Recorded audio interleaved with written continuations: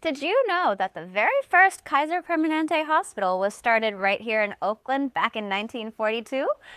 But who was this Kaiser guy? Let's step back into some history. Mr. Henry J. Kaiser is most known across the world for being a big business mogul, for building some of the biggest dams in the country, including the Hoover Dam, and for building the most number of ships in World War II with some record timings. Originally from New York, he moved to Washington as a salesman, was a photographer in between, and started a bunch of businesses, including a construction company and a paving company that got contracts all over the country and world, including, interestingly, Cuba.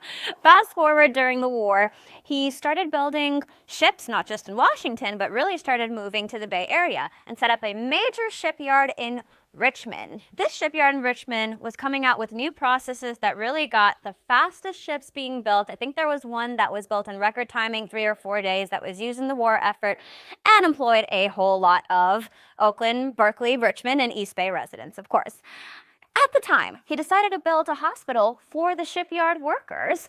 The first hospital was built right here in Oakland, like I said, and then that expanded to being the nation's very first prepaid holistic model of healthcare, kind of like what we have today as the Kaiser Permanente system.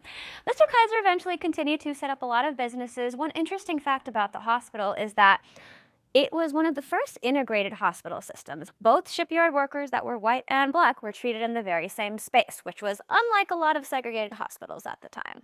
So Mr. Kaiser goes on to doing a bunch of things, got into the car making business and a few other things before he passed away. Mr. Kaiser was eventually buried in the Oakland Mausoleum. There you have it, some fun facts about Mr. Kaiser and the legacy of his work right here in Oakland.